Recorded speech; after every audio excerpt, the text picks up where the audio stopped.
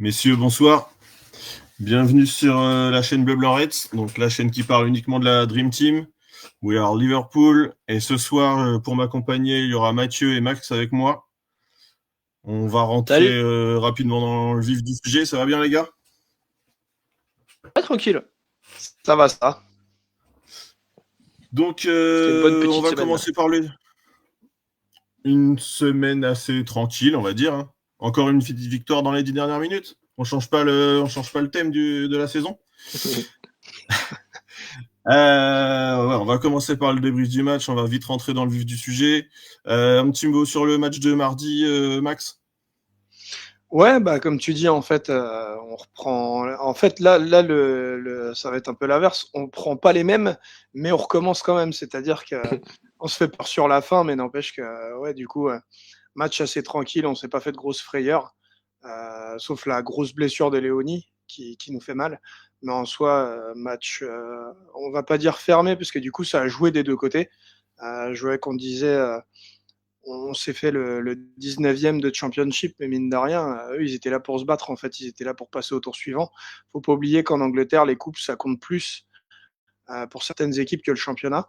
Donc, ouais, ils étaient venus pour se battre. On a vu un match, je ne vais pas dire serré, mais où ils n'ont pas mis le bus, où ils se sont donnés, où ça a joué. Et bah, c'était à nous derrière de faire le nécessaire avec une équipe qui se connaît peu, puisque c'est des manques d'automatisme, des joueurs qui jouent pas souvent ensemble. Et au final, tout ce qu'il faut retenir, c'est la victoire, même si, encore une fois, elle a eu lieu dans les dernières minutes.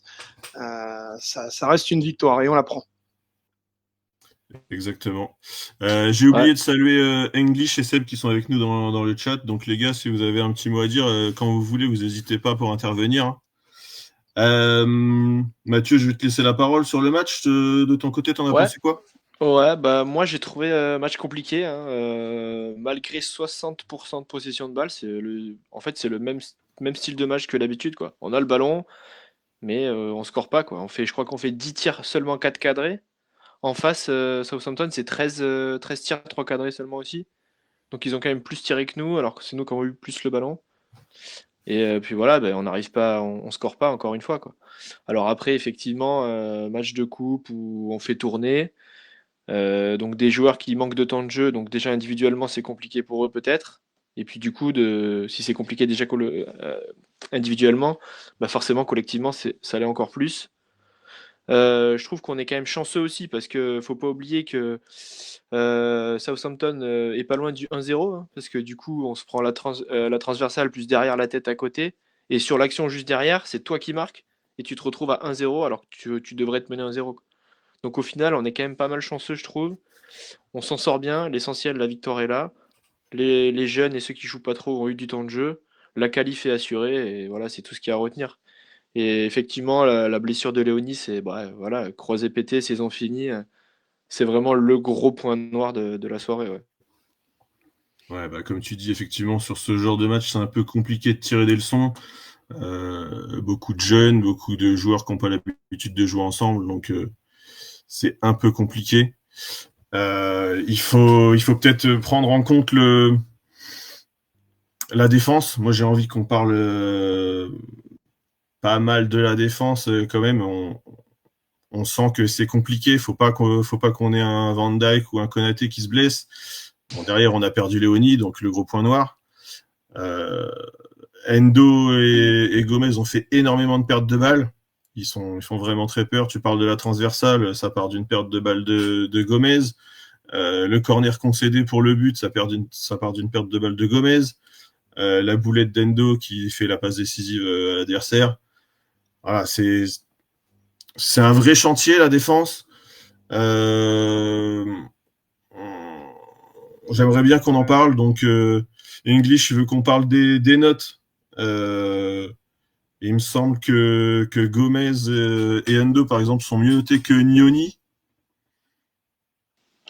Je trouve ça, je trouve ça sévère un peu parce que Nioni, 18 ans, et il fait un match relativement correct par rapport à deux joueurs qui ont un peu plus l'expérience, qui devraient tirer l'équipe vers le haut et qui nous plombent un peu le match, même si on le gagne derrière et que c'est pas, voilà, ils nous font pas perdre ce match-là. Mais ils nous font peur. Et si on a un de nos deux tauliers qui se blesse, qu'est-ce qu'on fait? À votre avis, vous en pensez quoi? Alors moi, je suis entièrement d'accord. Je vais commencer si ça vous va. Ouais. Je suis entièrement d'accord. Van Dijk, Konaté, c'est OK. Depuis le match d'Arsenal, ils se sont retrouvés, c'est solide. Si on compte le match d'Arsenal inclus, ça fait 5 matchs, 4 buts seulement encaissés. Tu fais 2 clean sheets, donc Arsenal et Burnley, je crois. Donc c'est solide. Par contre, c'est vraiment, en gros, t'as une maison, t'as deux piliers. Si t'en as un des deux qui est blessé ou suspendu, bah la maison s'écroule quoi. Et derrière, bah ouais, Gomez compliqué, Endo, bah il dépanne, mais ça le fait pas non plus. D'ailleurs, Endo, on l'avait déjà vu à ce poste-là sur la tournée d'été. Ça n'avait pas été non plus une grande réussite. Il avait même testé en Latos, c'est pareil, il était lent et il se faisait déborder de partout. Non, pour moi, vraiment, le problème, c'est vraiment le transfert avorté de Gay, en fait. Parce que c'est lui qui aurait été le troisième pilier, qui aurait pu permettre une petite rotation et d'assurer derrière, quoi, en fait. Là, au jour d'aujourd'hui, c'est compliqué, quoi. Donc après, est-ce que tu fais descendre un Gravenberg qui peut défendre, mais qui du coup ne serait plus au milieu, et vu le taf qu'il fait au milieu, est-ce que c'est intéressant de faire ça? Je suis pas sûr. Derrière, je sais pas du tout, en fait. Si tu perds un des deux piliers, c'est compliqué, je pense. Ouais, effectivement, ouais, je suis totalement d'accord. Gravenberch derrière, c'est un gâchis énorme. Et puis, faut se poser la question aussi. Est-ce que Gueye, on met un petit billet en janvier dessus quand même pour être sûr de l'avoir, sachant que aujourd'hui, visiblement, a été annoncé que Saliba allait prolonger à Arsenal, donc c'est pas exclu que le Real revienne à la charge pour Konaté, ce qui pourrait nous mettre en grande difficulté. Donc, Max, ton avis sur la question? Et ben du coup, moi, je suis totalement d'accord avec ce qu'a pu dire Mathieu. Euh, En fait, on se pose 10 000 questions alors que on adoube Edwards en se disant mais c'est un mec qui nous a fait venir des joueurs et je parle pas que de cette année, hein. Et quand tu vois qu'on a le choix du roi au milieu, ça serait presque vrai aussi en attaque. Et là, on se dit, mais en défense, en fait, c'est pas on a le choix du roi, c'est on serre les fesses et on prie qu'il n'y ait pas de blessure, qu'il n'y ait pas de carton. Parce que mine de rien, c'est Hugo qui prend un carton bête euh, mardi soir. Là, le souci, c'est que si c'est derrière qu'on prend un carton, en fait, même jaune, mais on va se mettre à serrer les fesses en se disant mais comment on le remplace? Parce que oui, faire du rafistolage avec Zobo à droite, mettre Endo au centre, se dire ouais, Gomez, on lui laisse une énième chance. Alors moi, j'ai rien contre Gomez, hein. C'est un très bon joueur, mais ça reste un joueur moyen en termes de performance comparé au niveau réclamé par le Liverpool FC aujourd'hui. Gomez, il a toujours dépanné, on a été très très loin avec lui, mais il rajeunit pas et c'est pas une valeur sûre. Enfin, pour moi, je peux pas me dire il fait partie des plans dans le futur de Liverpool. Enfin, c'est plus un mec qu'on inscrit dans le futur de Liverpool. Donc ouais, je rebondis sur ce que dit Mathieu par rapport à Gueye. Comment on a géré en fait? On a tout misé sur Gueye, on s'est dit c'est lui ou rien. On aurait peut-être dû voir autrement quand on se dit que Léonie il est arrivé. On s'est dit ouais, il est impressionnant. On regarde ses vidéos, on se dit bon de toute façon, on nous a annoncé qu'on ne l'achetait pas pour s'en servir rapidement. Finalement, le pauvre, il joue un match, il se pète les croisés, comme dit Mathieu, saison terminée de toute manière. Même s'il revient en cours de saison, il jouera sûrement avec les jeunes, histoire de revenir doucement. Mais on a bien compris qu'en fait, le mettre dans le grand bain trop rapidement en Angleterre, physiquement, on ne demande pas la même chose qu'en Italie, qu'en Allemagne, qu'en France. Et le souci, c'est que Slot, il a fait des paris risqués. Et du coup, bah, je sais pas à qui la faute en fait. Edward Slot qui a géré ou mal géré ce dossier en fait de la défense, mais moi ce que je peux dire c'est que ce problème de défense qu'on rencontre cette année en fait, enfin qu'on va peut-être rencontrer si jamais on a une blessure, puisque pour le moment ça tient quand même. Croise les doigts. Voilà, on croise les doigts que ça tienne, mais bon, on peut pas commencer à se dire fin septembre, même voire mi-septembre, on peut pas commencer à se dire merde les gars, qu'est-ce qu'on va faire si on perd Konaté ou Van Dijk? Enfin, je me dis, on est Liverpool FC, c'est pas possible de se poser ce genre de questions. Normalement, on devrait se dire, il y a des gamins de l'académie, on a ce qu'il faut à tous les postes, mais on manque. Et on manque toujours où en défense centrale. Et si on regarde, en 2015, c'était le problème. Klopp se posait déjà la question, et ça a été le souci jusqu'à ce que Van Dijk arrive, et ensuite ça a été rebelote. Ce défaut de ne pas avoir de doublure en défense, en fait, il n'est pas nouveau. Donc moi, ça m'étonne plus, ça me désole, mais ça m'étonne plus. Donc maintenant, comme dirait l'autre, wait and see, parce que de toute manière, on n'a plus que ça à faire. Et pour finir, du coup, moi, je suis un peu du même avis qu'Alex. C'est maintenant, il va peut-être falloir passer la deuxième et puis se dire, on met un billet au mois de décembre sur Guy, même si c'était pas les plans. Parce que si le billet, on ne le met pas, en fait, on va se mettre dedans. Parce que les matchs, en fait, faut pas rêver, ça va s'intensifier. Et normalement, on va se qualifier pour la suite de la Ligue des Champions. On va partir de ce pronostic-là. Ça va être des matchs hyper durs. On va jouer encore une fois tous les 3 jours. Et en fait, ça va être vraiment un niveau de malade, puisque du coup, la fin de la saison approchera. Enfin, la deuxième partie de saison, c'est jamais le plus facile pour nous.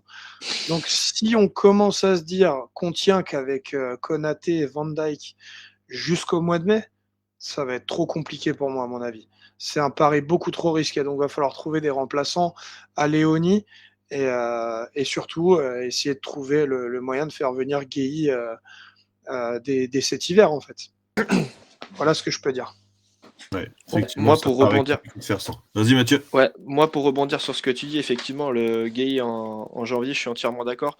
Déjà pour éviter de se mettre dedans, mais aussi pour éviter de se le faire carotte par une autre équipe. Parce que je pense qu'il y en a d'autres qui vont mettre le billet pour essayer de se le récupérer. Je suis d'accord avec toi, mais après, je vais être franc, tu connais l'essence Liverpool. Si le mec, il a des vues sur Real, sur machin, sur Arsenal, enfin, tu sais, j'extrapole, hein. Mais ce que je veux dire, c'est, si le mec, il a des vues ailleurs, tu connais l'essence Liverpool, c'est soit il a envie de venir chez nous, soit il a pas envie. Je pense qu'à l'heure où on parle, la question se pose pas trop. Et même toi, Mathieu, tu me l'as fait voir en direct à Wembley. Tu m'as dit, regarde, il est en train de feinter une blessure. Et il était bien en train de feinter, puisque du coup, il a dit qu'il avait une crampe. Il a demandé à sortir pour pas avoir à tirer les pénaltys contre nous. Donc, ce qui mettra fin à tous les débats, je pense, c'est le match qu'il pourra faire ce week-end contre nous. Si on voit qu'il le joue à fond, c'est tant mieux, parce que d'un côté, ça veut dire que le mec, il est respectueux de son équipe et qu'il est professionnel. Ou alors, en fait, il va refuser de jouer le match ce week-end pour emmerder Crystal Palace. Et finalement, on aura la réponse à notre question. Ouais. Alors, on a Seb qui nous dit dans le chat que Guéhi devrait jouer la CAN aussi. Donc, même si on le recrute, sera pas opérationnel d'entrée. Alors, Guéhi, la CAN, tu peux m'expliquer pourquoi? Parce que Guéhi, il est anglais, il est international anglais. Exact. Alors, exact. Je sais pas l'info d'où elle vient, non, mais je m'en gratte les cheveux.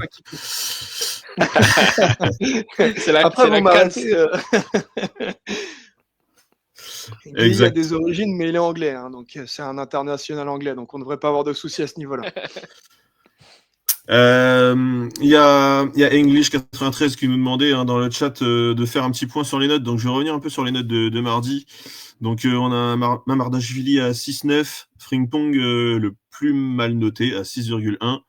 Donc la défense centrale, Léonie 7,4, Gomez à 7, Robertson à 7, Endo à 7,2, Curtis Jones à 6,9, donc Tregnoni à 6,4.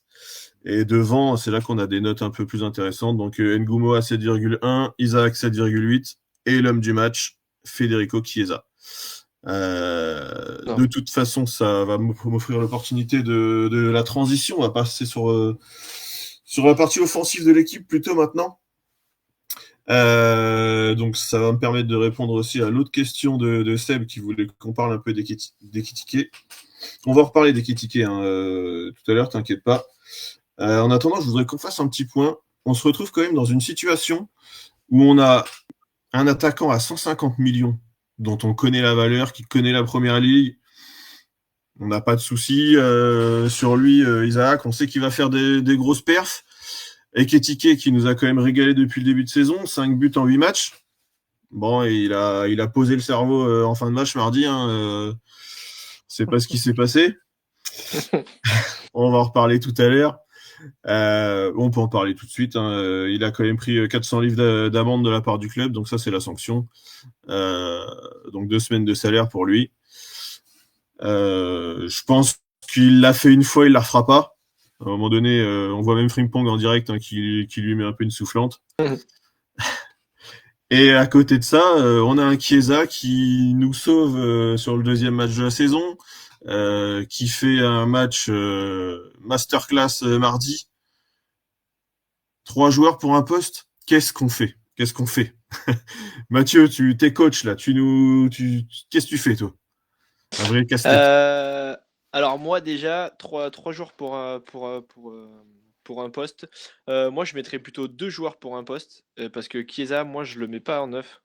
Donc Moi non plus. si je suis coach, moi Chiesa en fait, je le garde remplaçant parce que on l'a vu, il a dépanné à gauche en fin de match. Il peut jouer à droite, à gauche, milieu. Et, euh, et donc ouais, pour parler de Chiesa, parce que du coup je le mets hors du débat, donc je vais en parler tout de suite. Moi Chiesa c'est un joueur que je connaissais pas du tout.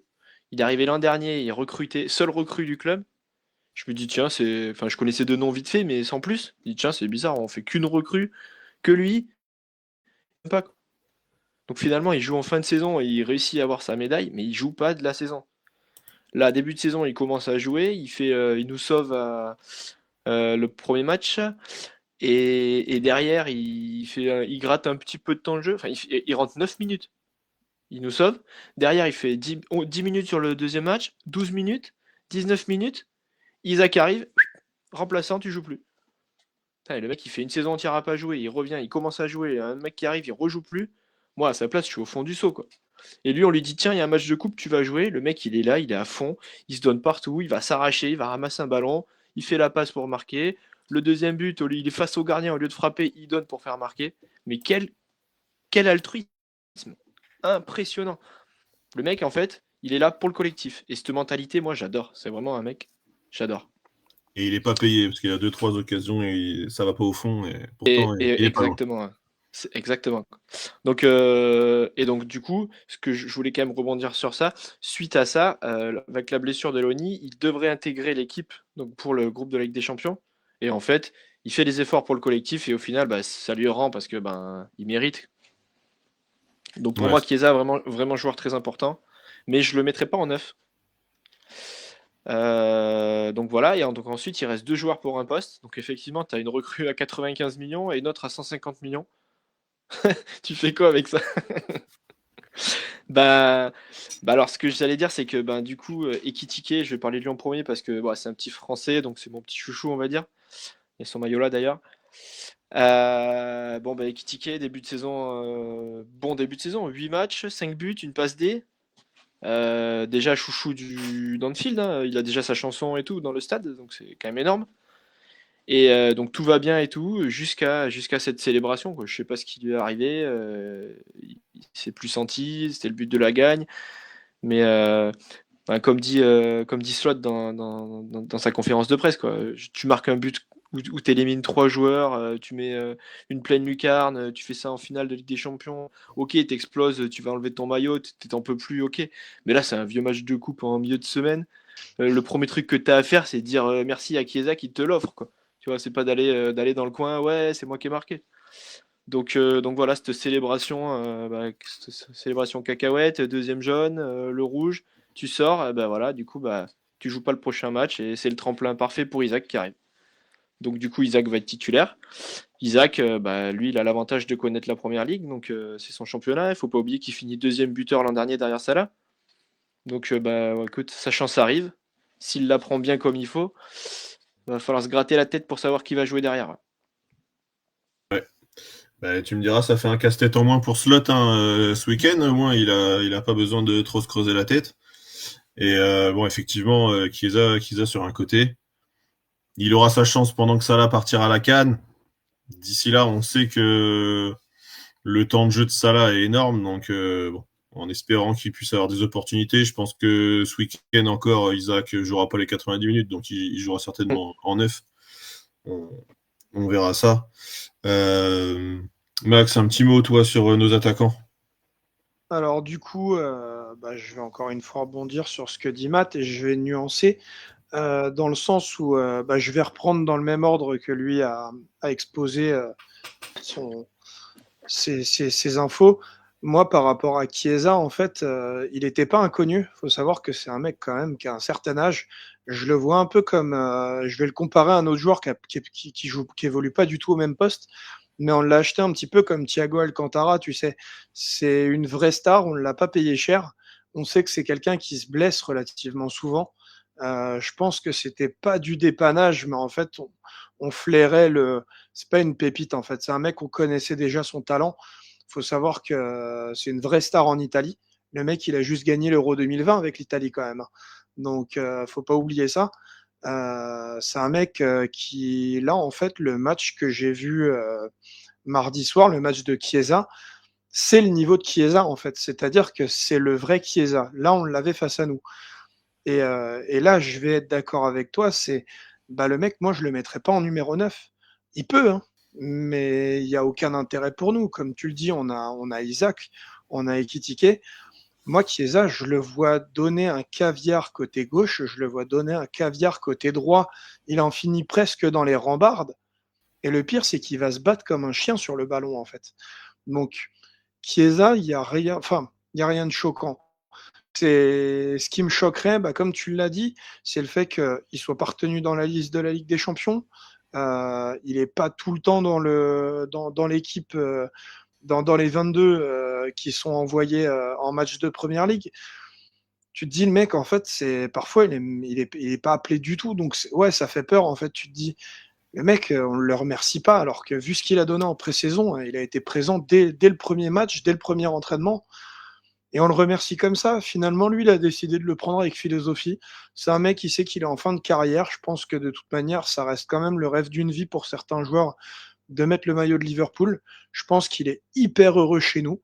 Ça, il a jamais dit le contraire. Il prouve même qu'il est très bien chez nous, qu'il adore Liverpool, qu'il adore l'ambiance, qu'il adore tout ce qui est autour. Donc en fait, il le rend comme ça, c'est-à-dire qu'il le prend avec philosophie. Donc, tu vois, je vais faire ce parallèle entre et je vais partir sur Ekitike et sur Isaac. Bah, Chiesa, en fait, il prend ce qui lui arrive avec philosophie et puis du coup, bah, il le prouve sur le terrain et ça montre une certaine maturité et ça montre aussi un grand professionnalisme. Donc c'est un mec, faut le garder coûte que coûte en fait. Il y a pas de question à se poser là-dessus.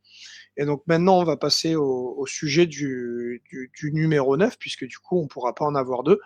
Je pense que vu la multitude de matchs à jouer, et Slot n'est pas Klopp, il fait tourner, ils auront chacun leur temps de jeu. Maintenant, la question que je me pose, c'est alors, je vais peut-être trop loin dans ma pensée, mais Vas-y, pourquoi vas-y. cette, pourquoi cette célébration d'Ekitike en fait? Pourquoi avoir pris son maillot, l'avoir montré au public? On a pu en discuter avec Phil en débrief en sortie de match. En fait, pourquoi à cet endroit précis du stade? Pourquoi comme ça? C'était quoi le message à faire passer? Bon, il n'a pas pu s'expliquer puisque son message était un peu bête et en fait, il a complètement oublié qu'au-delà de faire passer son message avec son maillot en l'air, qu'il allait prendre un deuxième jaune puis un rouge qui allait le faire sortir et qui s'est fait remonter les bretelles. Donc, comme l'a dit Matt, je ne vais pas vous le répéter, je vais juste ajouter que même Captain Robertson, qui était notre capitaine pour ce match, en conf de presse, a dit je ne comprends pas. Je pense que c'est une erreur de jeunesse, une bêtise. Il a complètement oublié qu'il venait de prendre un jaune. Et en fait, il l'a vraiment dit sur le ton de l'ironie. Donc, on voit que tous ses coéquipiers ont pu se moquer un peu de lui. J'ai vu que sur toutes les pages de fans et toutes les pages de commentaires pro Liverpool, en fait, ils étaient très très très remontés contre Hugo parce qu'ils se sont demandé mais quel était ton intérêt quoi? Pourquoi faire une célébration à la Messi? Donc en fait, le pourquoi du comment je m'éternise sur ce sujet-là, c'est que bah, ça rabat les cartes parce qu'en fait, Hugo, il fait un début de saison quasi parfait parce que ça n'a pas été le cas dans ses anciennes équipes. Et il est au-delà de ce qu'on pouvait espérer de lui à Liverpool. Comme tu le dis, c'est 5 buts en 8 matchs. Et encore, il ne fait pas 8 matchs complets. Il faut savoir que sur les 8 matchs, il y a Ouais. quelques matchs où il joue qu'une mi-temps, voire quelques minutes. Donc en fait, il est impressionnant. On voulait un 9, on est servi, on a un 9. Là-dessus, il n'y a pas de souci. Par contre, maintenant, il va falloir qu'il contrôle un petit peu sa maturité et puis se dire merde, je suis à Liverpool et je peux pas me permettre de faire des bêtises comme ça parce que ça pourrait me coûter ma place. Parce que ce que j'entends par là, c'est que Isaac, il marque. Si vous regardez bien la célébration, il montre du pouce derrière lui en montrant Chiesa, l'air de dire Je c'est remercie moi qui Chiesa. marque, Ouais. mais le but, c'est à lui que je le dois. On voit qu'il y a une différence de maturité quand même entre les deux. Et bon, la différence de prix, la différence, je veux dire, c'est pas deux joueurs qu'on peut mettre dans le même panier. Les deux sont très bons, mais si on a lâché cette somme pour Isaac, c'est qu'il est bien au-dessus. Maintenant, le problème, c'est que Isaac ce week-end va être titulaire. Maintenant, on n'a plus le choix. Même si Slot voulait l'avoir, comme tu le disais, Alex, il l'a plus. Donc Isaac va jouer. Maintenant, je pense que le match de ce week-end va être très révélateur parce que ce qu'il ne faut pas oublier, c'est que le match de ce week-end, c'est pas un petit match. Le match à venir, c'est Crystal Palace. C'est la seule équipe hors temps réglementaire à nous avoir battus en ce début de saison, puisqu'ils nous ont battus au penalty. Et ça reste une équipe hyper solide. Il faut aller la jouer chez elle. Et ça va nous apporter beaucoup d'infos par rapport à Isaac, par rapport à est-ce que ce match a été un tremplin, est-ce que ce but a cassé le fameux cadenas de chez nous, c'est-à-dire que maintenant qu'il est arrivé, maintenant qu'il a mis son but, est-ce qu'on va passer à l'étape supérieure? Donc je pense que pour Isaac, maintenant c'est tracé, hein. C'était un tremplin, il a mis son but, maintenant il faut voir ce que ça va donner. Après, Hugo, il aura de nouveau sa chance, mais je pense que oui, il va, en fait, il va être mis au placard. Je pense sincèrement qu'il s'est mis tout seul au placard bêtement, alors qu'il n'y avait aucune raison. Il n'y avait strictement aucune raison. Donc, qui en numéro 9, la logique dit que pour le moment, ça sera Isaac, puisqu'on n'a pas le choix. Et comment Hugo va revenir, va falloir qu'il redouble d'efforts et qu'il mûrisse un petit peu. Voilà. Ouais, tout à fait. Et Crystal Palace qui sera le thème un peu du moment, du début de saison, hein, parce qu'après les avoir joués en Community Shield, on les joue ce week-end et on les affrontera en 4e tour de Carabao Cup. Ouais, donc on se suit et j'espère que les résultats seront meilleurs que sur le Community Shield. Tu parlais effectivement de la reconnaissance un peu de Chiesa. Il n'a pas forcément la reconnaissance du club, mais par contre, on voit qu'il a la reconnaissance du public. Il est ça, c'est clair. soutenu et c'est un peu le chouchou, hein, donc qui profite de ces moments et qui surfe sur la vague, ça nous va bien. Moi, ce qui va être intéressant à observer et à voir comment ça va se passer, c'est surtout la relation entre Chiesa et Isaac, en fait. Parce qu'en fait, parce qu'ils peuvent aller au fight pour gagner la place, mais ils peuvent aussi très bien se complémentariser. Et voilà, tu vois, s'il y en a un qui fait 70 minutes, l'autre joue 20, et si ça se passe bien pour tout le monde, ça peut être bénéfique pour tout le monde aussi. Ils vont pas forcément partir au clash les deux pour se battre la place. Non, je pense pas, effectivement. L'atmosphère, de toute façon, a l'air saine, donc qu'on en profite. Totalement. Celui qui pourrait profiter du rouge, du coup, d'Ekitike, ce serait Kieran Morrison, qui visiblement est resté dans le groupe à la suite du match de coupe de cette semaine, donc il est pressenti pour être dans le groupe Premier League ce week-end. On verra le groupe annoncé par Slot demain soir, je pense qu'on aura le groupe. Voilà. Quoi vous dire d'autre? On a eu une petite info là, comme quoi Liverpool s'attaque aux vendeurs de faux billets. Il y a eu plus de 1000 supporters détenteurs de faux billets qui sont interdits à vie à Anfield. Il y a eu cette info qui est tombée là cet après-midi. Donc Liverpool fait le ménage, c'est pas mal, hein, même pour nous qui voulons aller voir des matchs, au moins il y a moins de fraude. Très bonne nouvelle. C'est à peu près tout, je pense, pour ma part. Je pense qu'on a fait le tour. Est-ce que dans le chat, vous avez quelque chose à ajouter ou les gars, vous avez un petit mot à nous dire? On a quand même une petite info sur Rio. Ah oui, pardon, j'ai oublié, effectivement. La pépite. Rio qui a enfin signé son contrat pro, donc jusqu'en 2028. Et bon, par contre, il y a toujours l'histoire de négociation de frais par rapport à Chelsea, puisqu'il a été formé avant ses 17 ans là-bas. Visiblement, d'après ce que j'ai pu lire, on serait pas loin d'un montant record pour un jeune. Hein, donc, Elliott, quand on l'a acheté à Fulham, c'était aux alentours de 2,8 millions. Ça devrait tourner autour de 3 millions Bon, rien d'extraordinaire pour nous, hein, mais bon, c'est un record pour un joueur de 17 ans sur son Ça premier fera transfert. cher la victoire. Ça fera cher la victoire contre Newcastle parce que si c'est ce but-là qui a fait monter sa cote, Je pense que ça a coûté quelques milliers d'euros. On prend quand même. C'est sûr. On peut en payer encore d'autres. Si ça peut nous faire gagner d'autres matchs, on y va. C'est ça. exactement. Bon, les gars, merci d'avoir été là. English Merci et à Seb, toi. merci d'avoir été présents. Prochain rendez-vous, donc Crystal Palace samedi à 16h en Première Ligue. On se déplace là-bas. Et ensuite, ce sera mercredi Galatasaray à 21h. Pour notre part, on se retrouve du coup jeudi à 21h. On garde le même rendez-vous. Et surtout, n'hésitez pas à vous abonner à la chaîne. Et si vous voulez voir les replays, vous pouvez aller sur YouTube, la même chaîne, Bleu Blanc Reds. On est toujours là. Bonne soirée à vous, messieurs. À la You'll semaine never prochaine. walk alone. Ciao les gars. Colonne. Ciao. Salut.